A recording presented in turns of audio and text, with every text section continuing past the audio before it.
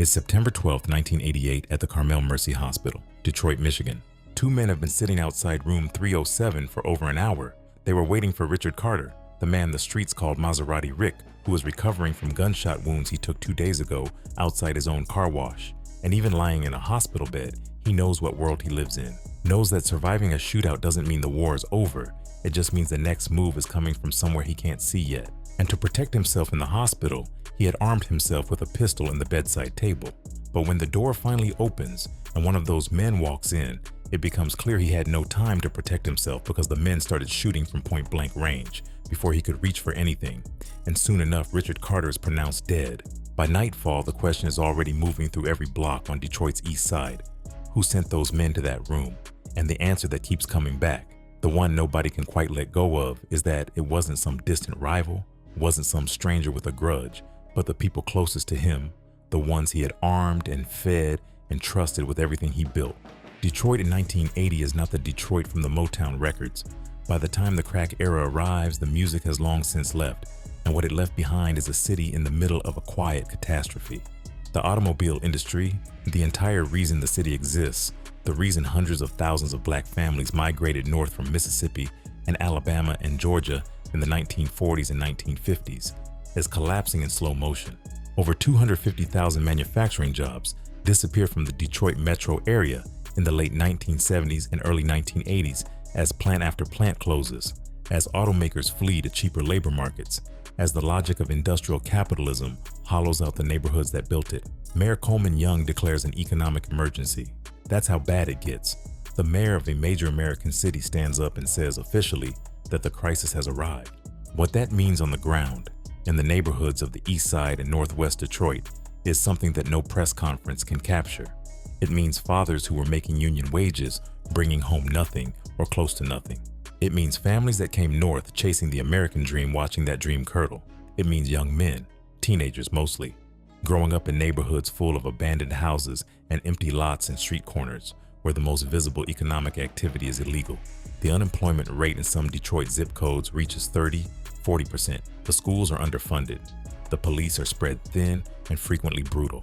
And into that vacuum, in the early 1980s comes crack cocaine. Crack is not like anything that came before it. It's cheap, $5–10 for a rock, which means it can reach a customer base that powder cocaine never could.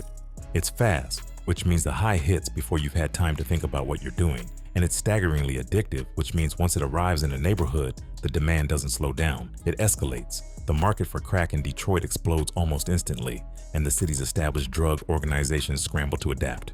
Young Boys Incorporated, YBI, had dominated the Detroit heroin trade through the late 1970s, running a sophisticated operation that employed hundreds of teenagers and grossed millions. But YBI gets taken down in the early 1980s by a massive federal sweep. 41 of their top players pulled out in one coordinated hit. The streets of Detroit are suddenly hungry, and the demand for product is through the roof. The power vacuum is enormous, and the people who recognize it first and move fastest are the ones who build the next empire. The Chambers brothers see it. Richard Carter and Demetrius Holloway see it. And the Brown brothers, who at this point are just 4 large young men from the east side with a growing reputation for violence, are watching all of it and making calculations of their own. Billy Joe Chambers arrives in Detroit in 1979 from Lee County, Arkansas, one of the poorest counties in the United States, a place where his family of 14 children had worked as sharecroppers under Jim Crow conditions that most of the country preferred to believe were already history. Billy's 19 years old. He's smart, charming, naturally charismatic.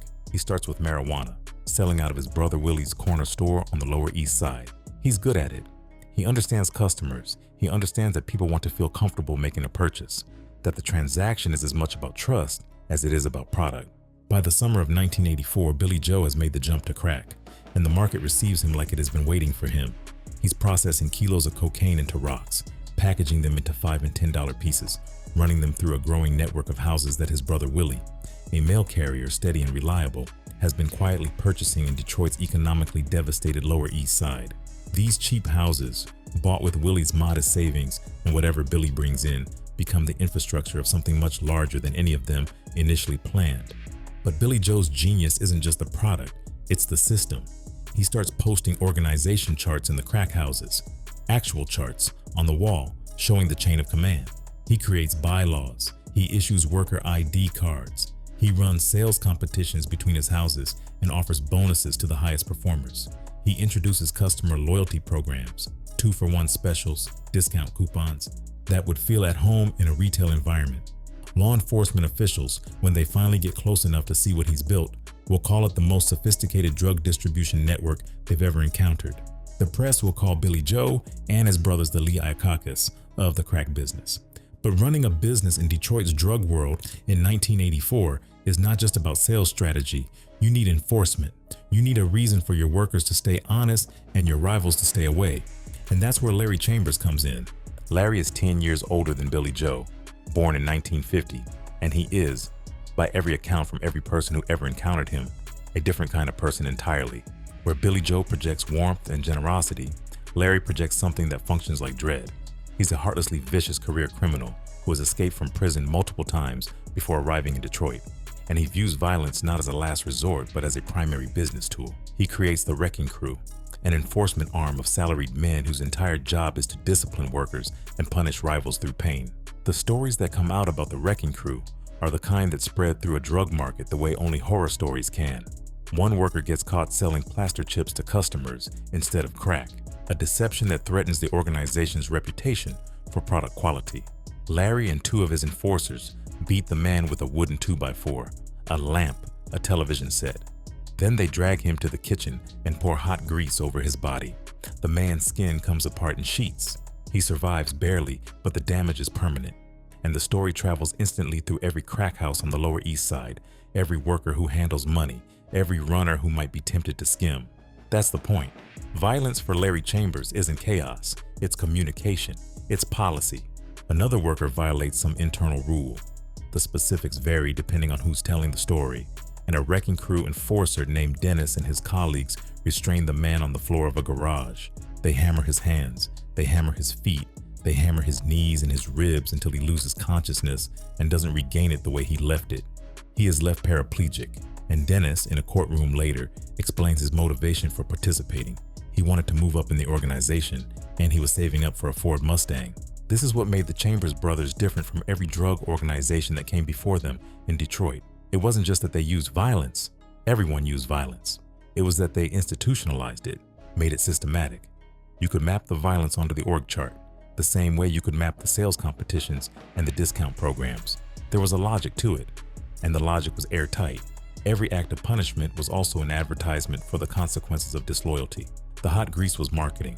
The hammer was a company policy memo. By the mid-1980s, the Chambers organization is operating at a scale that makes it almost impossible to comprehend. Federal prosecutors will later allege that the network controls at least 700 crack houses, 200 owned outright, another 500 under various forms of influence. Daily revenues run between $1 and $3 million. They're purchasing 5 to 10 kilograms of cocaine every 2 days just to meet demand. When they acquire the Broadmoor apartment building, a 52-unit complex that they convert into a full vice emporium, complete with drug labs, a bar and grill, a pawn shop, and gambling rooms. The doormen out front are carrying Uzis. They've been instructed to greet customers with warmth. The warmth and the Uzis coexist seamlessly because by this point the whole operation has that quality. Friendly and terrifying at the same time, like a smile that never quite reaches the eyes. Children on the East Side play games imitating BJ and Larry. That's how deep the legend goes. They have become folk heroes and cautionary tales simultaneously, and the city hasn't decided yet which narrative is going to win. While the Chambers brothers are building their crack distribution empire, another organization is forming on Detroit's East Side, and its business model is different. Where the Chambers brothers use violence as a tool of enforcement, the Brown brothers have identified violence itself as the product. Ezra Brown is born in 1962. Gregory follows 2 years later. Reginald, Rockin' Reggie, arrives January 30th, 1966. And Terrence, the youngest, comes into this world in 1968. Their father works a factory job. Their mother keeps the house. They grow up in Detroit's East Side, and each of the 4 brothers eventually reaches at least 6'2" and 230 pounds. In any context, they are physically imposing. In the context of Detroit's underworld in the 1980s, they are something else entirely. Ezra and Gregory both pick up marijuana charges in the early 1980s. Small stuff, probation violations, the beginning of a pattern. But by 1985, all 4 brothers have moved beyond marijuana and beyond the margins. Under Terrence's leadership, they formalize what they've been doing informally and become a murder-for-hire operation, a business that accepts contracts from drug lords across the Detroit area and executes those contracts with military precision and zero sentimentality. They call themselves the Best Friends. The name is a joke, or it's camouflage, or it's both. Best Friends. Wholesome. Innocuous. The kind of name that sounds like a bowling league or a neighborhood watch group. Meanwhile, the men wearing the embroidered Best Friends jackets as they cruise through Detroit in their Volvos are responsible for a body count that federal investigators will eventually estimate at somewhere around 80 murders. The early clients are local drug lords who need enforcement they can trust, and the man who trusts them most, who incorporates them most completely into his operation, is Richard Carter. Maserati Rick. Carter is not a man who came from nothing in the conventional sense. He grew up near Detroit City Airport on the same block as a young Thomas Hearns, who will become one of the greatest boxers of his era. Carter is charming, physical, connected. He spends time in the boxing world, as a towel boy, as a bodyguard for Hearns, as a manager for Hearns' younger brother, and through boxing, he builds a network of contacts that stretches from Detroit to Miami to Los Angeles. When the street economy presents itself as the more lucrative opportunity, Carter brings that same networked thinking to it. By the early 1980s, Carter has linked up with Demetrius Holloway. They call him Meech, and together the two of them step into the vacuum left by YBI in the fall of Sylvester Seal Murray, who had previously been the primary supplier for much of Detroit's drug trade. Carter and Holloway move fast and smart. Federal investigators will later credit Carter's organization with being the first to fully dominate the I-75 corridor, the interstate highway running from northern Michigan down through Detroit and all the way to Miami, as a drug transportation pipeline. He isn't just running a corner operation, he's building infrastructure. At his peak, Carter is a multimillionaire before he's 30. He earns his nickname at 25 when he becomes the first black man of his generation in Detroit to pull up in a Maserati, a playful one-upmanship aimed at his partner Holloway in their long-standing competition over who could flex harder. He lives in a modest bungalow officially, but there are rumors of a riverfront condo and a fortified flat near East Jefferson and Alter Road, reinforced like a military bunker, they say, full of cash and guns and secrets. He launders money through hair salons, barbershops, car washes. The car washes in particular are perfect. Vehicles drive in and come out packed with cash or drugs, and nobody on the street thinks twice about it. But Carter knows that money without protection is just a target, so he brings in the Brown brothers. He arms them with assault weapons, bulletproof vests. He pays for their lawyers when the law closes in. He brings them inside the operation so fully that the Best Friends essentially become his private army, his enforcement arm, his murder-for-hire unit, his insurance policy against rivals who might otherwise test him. And it works. For a while, it works extraordinarily well. Carter and Holloway's operation, with the Best Friends as their enforcers, dominates the east side of Detroit through the mid-1980s. Investigators estimate that at his peak, Holloway's organization controlled 80% of the cocaine distributed in the city. 80%. That's not market share. That's a monopoly. But 1986 brings the first crack in the foundation, and it starts with an introduction. Carter, in what seems at the time like a gesture of trust and inclusion, introduces Terrence Brown to his Colombian cocaine supplier, a man they call Mike. The introduction happens at Carter's apartment. The Colombian agrees on the spot to do business directly with Terrence for $150,000 up front. And in that moment, everything shifts. Because now Terrence Brown has a direct line to the product. Now the Best Friends don't need Carter as a middleman for their own supply. Now they have the capability and the ambition to stop working for someone else's operation and start building their own. Demetrius Holloway, watching all of this happen, is furious. He objects to Carter giving Terrence this kind of independent access, and his objection creates a rift between Holloway and the Browns that will never fully close. By 1986, the Best Friends have grown to between 25 and 50 members, including men like Michael Williams, Stacy the Machine Colbert, Nathaniel Boone Craft, a Vietnam veteran and former Army soldier who will eventually admit to participating in 30 murders, and a rotating cast of enforcers and street soldiers who are paid in cash and sometimes in product. They cruise Detroit's Belle Isle in their Volvos. They party at the Rado Lounge. They wear those embroidered Best Friends jackets like a badge of honor, like a declaration of presence, aware that law enforcement is watching them and speaking in code on the phone anyway because the codes are part of the performance. And then December 20th, 1986 arrives and everything accelerates. Ezra and Terrence Brown are sitting in a Chevy Blazer parked near Detroit's 7th Police Precinct when a drive-by tears through the vehicle. Ezra is hit and pronounced dead on arrival at Detroit Receiving Hospital. Terrence takes a bullet to the head, staggers out of the car, walks to the police station, and throws a brick through the window to get the officer's attention. He checks himself out of the hospital within a week. 7 days later, December 27th, 1986, the same day as Ezra's funeral, Gregory Brown is walking on Peter Hunt Street near Gratiot Avenue on the east side, still wearing the tuxedo from his brother's burial when another drive-by catches him. Multiple shots to the head. Gregory dies on the street in his funeral clothes, two brothers dead within a week of each other, and the word on the street, widely believed and never formally proven, is that Demetrius Holloway ordered both hits, that he had grown so resentful of the Browns' ambitions, so threatened by their growing independence, that he moved to remove them from the board permanently. He failed. Ezra and Gregory were gone, but Terrence and Reginald survived, and now they are carrying something that the Chambers brothers' hot grease and hammers never quite created in their workers. They are carrying a personal grievance that has transformed itself into a strategic obsession. Terrence Brown reportedly places Holloway at the top of a hit list. The war for the East Side has become something intimate and lethal. The years between 1987 and 1990 in Detroit's East Side drug world are a period of almost continuous violence, a series of killings and counter-killings and failed hits and successful ones that layer on top of each other until the whole landscape is saturated with death. In May 1987, Reggie Brown is accused of fatally shooting Kurt Levy and wounding William Miles. Case eventually dismissed. Another best friend's enforcer, Patrick Lunchmeat Johnson, is shot to death on June 13, 1987. Daryl Hardy, another enforcer, is shot to death that same year. In August, 17-year-old Mark Murray is murdered in Genesee Township. He'd been skimming money from the Smiley brothers, who ran operations there for the best friends, and they had him killed for it. The organization is expanding, and the expansion is measured in bodies. And then September 12, 1987, Reggie Brown walks into the residence at 13,600 Glenwood in the early morning hours and shoots Freaky Steve Roussel to death with an Uzi as Roussel sleeps. Roussel is a close associate of white boy Rick Wershey, the teenage drug dealer and FBI informant embedded in Detroit's underworld, and Reggie has a personal dispute with him. A woman reportedly, the kind of thing that sounds small until it isn't.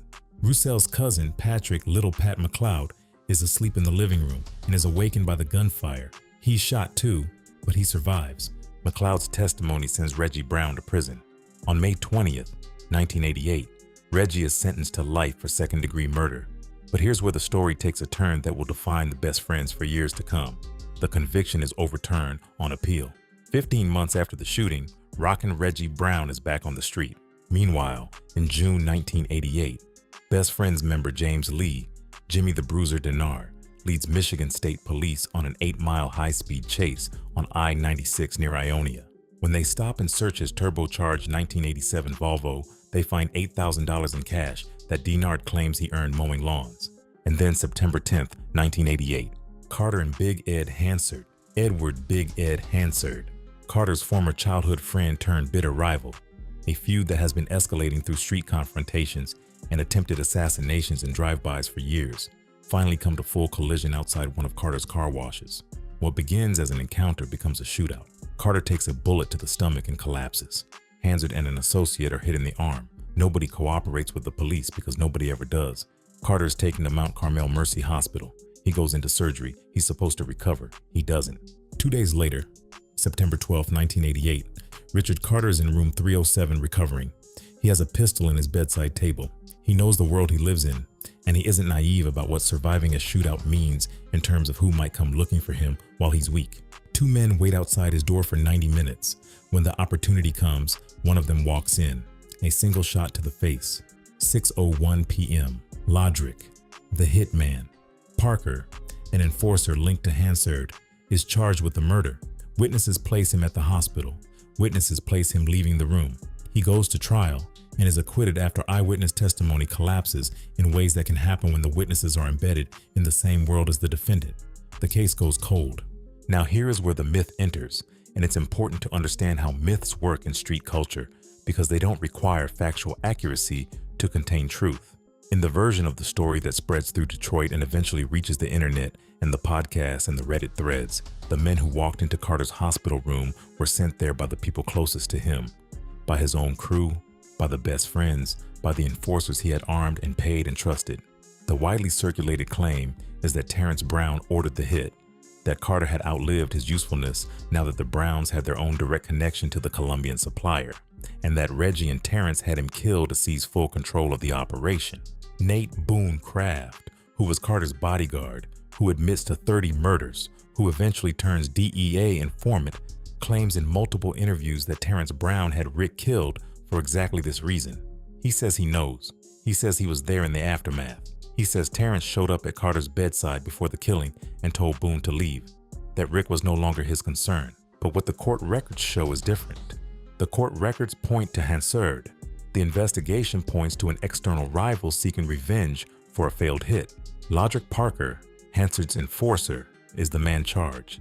The narrative of internal betrayal, of the best friends killing their own boss, is at best a widely believed street rumor layered on top of a more complicated, murkier truth. This is how mythology functions in a place like Detroit's East Side in the late 1980s. The myth of the hospital bed killing gets told and retold not because it's necessarily accurate, but because it captures something real about the world these men inhabited. It captures the truth that loyalty in that world was always contingent, always temporary, always subject to revision the moment the calculus shifted. Carter had armed the Browns, built them up, given them access and resources, and in the end, whether or not they ordered his death, they benefited from it. They were the ones still standing. They were the ones who inherited the territory. The truth of what happened in room 307 may never be fully established, but the story of what followed is documented in court records, newspaper archives, and federal indictments, and it is more brutal than any myth. Carter's death doesn't end the conflict, it intensifies it. In the months after September 12, 1988, his organization fractures along a fault line that runs between his older brother Clyde Carter, who steps up to lead one faction, and the best friends, who have their own ideas about who runs the East Side now. The two sides hold peace talks in August 1990, meeting near 7 Mile Road and Runyon Street to try to settle the question of succession and territory. The talks fail immediately and completely, and what follows is a wave of violence that makes everything before it look almost restrained. August 24, 1990. Dexter Def Jam Dex. Washington, one of Clyde's followers, is murdered on the 7000 block of Nagle Street on the east side. He's 19 years old. 1 week later, Best Friends member Mark Patrick is shot to death by assailants who pull alongside his red convertible BMWs in Inkster. Witnesses say Patrick and a Clyde Carter loyalist named Sterling Williamson had argued at a party the night before. September 17th. Clyde Carter and his girlfriend Patricia Scott are shot to death by an assailant with a 9mm handgun as they exit Clyde's pickup truck. They have a 1-year-old son with them. The baby is unharmed. Sterling Williamson is shot to death outside his residence on Runyon Street by an Uzi-wielding gunman in a bulletproof vest. Andre Patrick, Mark Patrick's older brother, who blames Williamson for Mark's death, is subsequently charged with that shooting. And then October 8th, 1990, Demetrius Holloway, Meech, goes to the Broadway clothing store on Jefferson Avenue to pick up a tailored suit. 2 gunmen enter the store and shoot him twice in the head at about 4 in the afternoon. His body is found minutes later with a handgun and $17,000 in cash still on him. Lodrick Parker is charged and acquitted of this killing too. Federal investigators will eventually allege, 9 years later, that the actual shooter was a hired gunman named Lester Milton, accompanied by his younger brother Thomas as the getaway driver. Lester Milton is convicted of the murder in 2005. But the suspicion has always pointed toward the Browns as the ones who ordered it. The final settling of the score that began when Holloway allegedly sent those drive-bys for Ezra and Gregory in December 1986. By this point, the Best Friends organization has expanded beyond Detroit. By 1989, they're operating in Lansing, Grand Rapids, Flint, Lexington, Toledo, Lima. They've absorbed smaller organizations across Michigan and forced them to work under the Best Friends umbrella. They're moving approximately 100 kilograms of cocaine per week, generating $2 million in that time span. The gang's leadership has fallen largely to James Lee, Jimmy the Bruiser, Denarge, and Terrence Brown, since Reginald is serving his life sentence, until the appeal comes through and then Reginald is back, and when he comes back worse. There's a specific kind of paranoia that develops in a criminal organization when the pressure from law enforcement starts to rise. A suspicion that turns inward, a fear that the greatest threat isn't the police, but the people sitting across the table from you, the ones who know where the bodies are buried because they helped bury them. The Chambers brothers experienced this as their empire started drawing federal attention in 1987 and 1988. The best friends experience it more intensely because their organization is built on murder, and everyone in it is complicit in crimes that carry decades in prison, which means everyone in it has something catastrophic to trade if they decide to cooperate. Nate Boone Kraft is the figure who crystallizes this dynamic most clearly. By the fall of 1988, Kraft has been Carter's bodyguard, the best friend's most prolific contract killer, a man who in various interviews will claim to have participated in 30 murders using methods that range from the straightforward to the genuinely disturbing. He talks about feeding bodies to pigs, about using tree shredders, about studying targets for days before moving, about his strict policy of never working with a partner because a partner today is a snitch tomorrow. He is military trained, stone cold, and by every account including his own, utterly without remorse. But in October 1988, Kraft is arrested for drug possession, and his sister tells him that their younger brother Andre has been killed on Terrence Brown's orders. Andre had been given drugs by Terrence to sell, kept the money, and apparently believed that being Boone's brother would protect him from the consequences.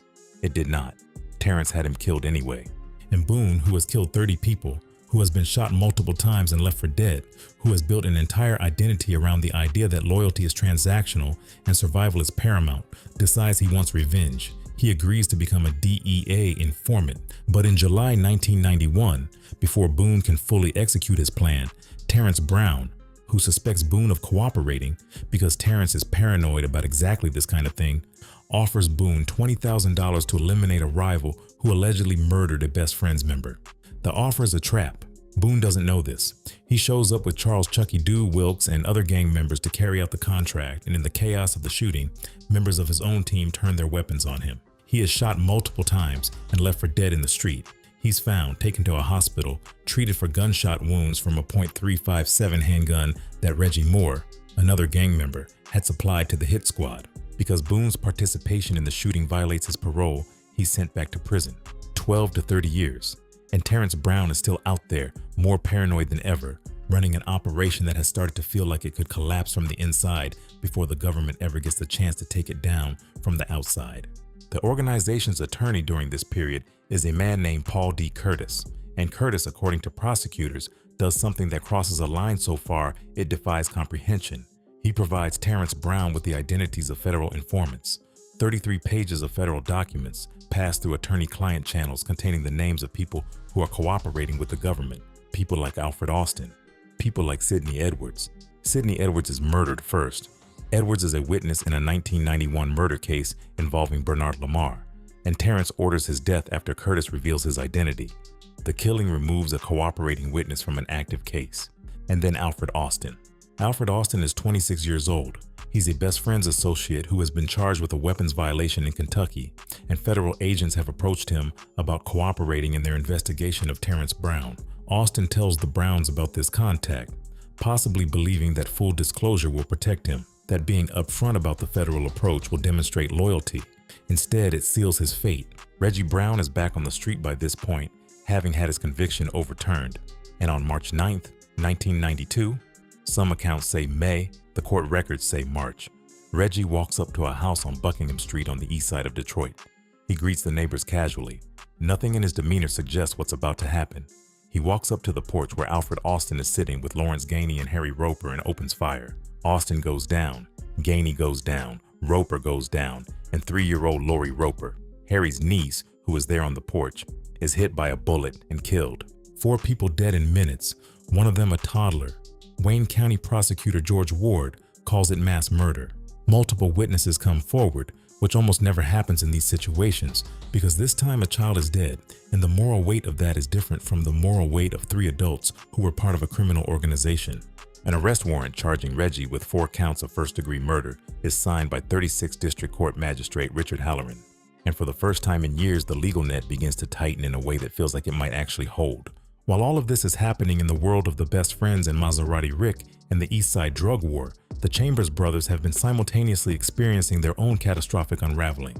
And the mechanism of their collapse reveals something essential about how empires built on visibility destroy themselves. The home video is where it starts. Someone in the Chambers organization records footage inside the Broadmoor, shows a lieutenant shaking a laundry basket full of cash, bragging about how much money is in the building, grinning at the camera. The video gets seized. It gets broadcast on local news by reporter Chris Hansen at WXYZ. Viewers across Detroit watch a gang lieutenant count money that represents a criminal empire operating openly, brazenly in their city. The broadcast has two effects simultaneously. It alerts some targets who flee before the raids, and it mobilizes the community in a way that law enforcement's previous appeals had not. The 1-800-NO-CRACK hotline, established by federal agents, starts receiving thousands of tips. People who live next to crack houses, people whose neighborhoods have been hollowed out by the addiction the Chambers brothers helped create, people who have been watching this happen and felt powerless to stop it, now have a phone number to call. They call it. They describe what they see, what they hear, the patterns of traffic, and the faces of the workers, and the locations of the stash houses. The DEA, the ATF, the FBI, and the Detroit Police Department have been building their case for 18 months by the time they move. Operation No Crack culminates on February 29, 1988, with a 15-count federal indictment charging 22 defendants with conspiracy to possess and distribute cocaine, possession of firearms, tax evasion, and operating a continuing criminal enterprise. The trial runs for 6 weeks. On March 24, 1989, a jury convicts 8 of 9 defendants.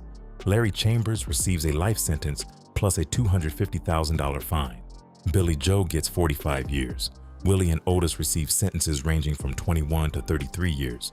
Their empire, 700 crack houses, millions of dollars a day, an organizational chart that resembled a corporate flow chart more than a street gang, is gone. Larry Chambers will never be free again. Billy Joe, who will eventually be released after serving more than 2 decades, will still owe millions in restitution.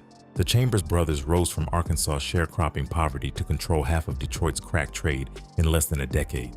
And in the end, what brought them down was the same arrogance that had made them feel untouchable.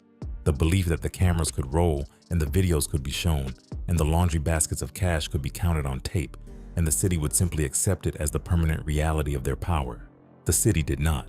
By 1993, federal investigators who have been tracking the best friends through wiretaps and informants and the slowly expanding circle of people willing to talk, people like Boone, people like Stacy Colbert's associates, are ready to move. In June 1993, federal agents spot Reginald Brown, Terrence Brown, and William Wilkes at a Mercedes-Benz dealership in Manhattan. Reginald is apprehended as he tries to get into a car. Wilkes, wanted on federal narcotics charges, is caught on a motorcycle a block away. Terrence, Boogaloo, sees what's happening and runs. He gets on a motorcycle, hits a bystander, and vanishes into a subway station. That same month, federal agents unseal the indictment. 29 members and associates of the Best Friends organization, 56 counts, covering murder, cocaine sales, weapons violations, conspiracy. The full weight of the federal government's investigation laid out in court documents. Terrence Brown is a fugitive. He's made it to Atlanta, where his attorney Paul D. Curtis has reportedly sent him $600,000 to fund a cocaine deal. The same attorney who leaked the informant identities now apparently still working to keep Terrence operational, while simultaneously representing Reggie in federal court. The government will eventually seek to have Curtis removed from the case entirely, citing the 33 pages of federal documents he allegedly passed to Terrence. The cocaine deal in Atlanta goes wrong. On August 9th, 1993, at approximately 1 in the morning, police in College Park, Georgia find a stolen GMC Yukon with Michigan plates in the parking lot of the Ramada Renaissance Hotel.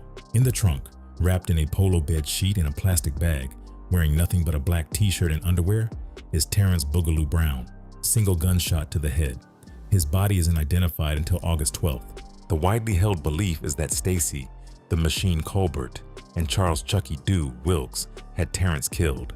That they believed, probably correctly, that Terrence was planning to eliminate them next, that his paranoia had reached a point where even his own lieutenants were no longer safe, and they moved first. The organization's paranoia consumed its own leader. The violence that Terrence Brown had ordered against informants, against rivals, against friends who had become inconvenient, against a 3-year-old girl on a porch in Detroit, that violence came back around.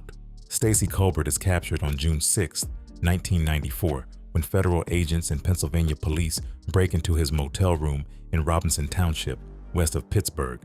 He's wearing only his underwear.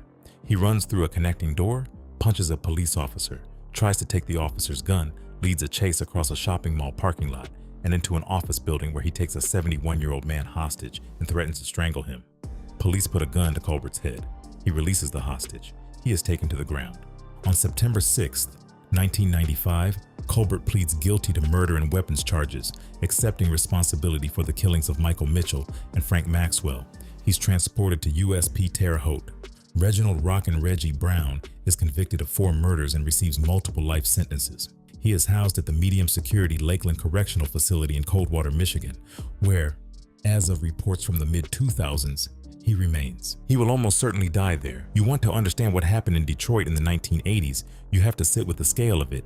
The Chambers brothers built an organization that, at its peak, grossed between $1 and $3 million a day. Estimates of annual revenue reach $55 million, while employing hundreds of workers and controlling territory across a city of over 1 million people. They built it from nothing, from a family of sharecroppers in Lee County, Arkansas, from a nest egg earned by a mail carrier brother who bought cheap houses in a depressed neighborhood.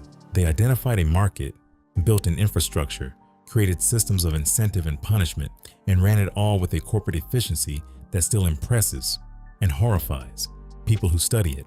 And they destroyed everything they touched. The neighborhoods they operated in didn't just suffer economically, they were chemically altered, flooded with a product specifically designed to be as addictive as pharmacologically possible, managed by an organization that responded to any act of disloyalty with torture. The children who grew up watching this and played games imitating Billy Joe and Larry, what were those children absorbing? What did it mean to have your heroes be men who poured hot grease on people who disappointed them? The Brown brothers and the best friends built something different. They built a murder franchise, a service business that any drug lord in Detroit or across the Midwest could hire when they needed someone killed. At their peak, they were moving 100 kilos of cocaine a week and accepting contracts for somewhere around 80 murders. They wore bulletproof vests under those embroidered jackets and drove Volvos and partied at the Radio Lounge and spoke in code on the phone. And they killed people with the casual efficiency of men who have decided that human life has a market price and they know what it is. The hospital bed killing of Maserati Rick, whether it was ordered by the people closest to him or by his most bitter rival, has entered Detroit's mythology because it captures something true about the world he lived in, a world where no place was safe, no relationship was unconditional, and no amount of power or wealth could insulate you from the violence you had built your empire on. Carter had armed the men around him. He had built a system in which violence was the primary currency and force was the ultimate argument, and when he was lying in that hospital bed, unable to move, unable to protect himself, that system delivered its verdict.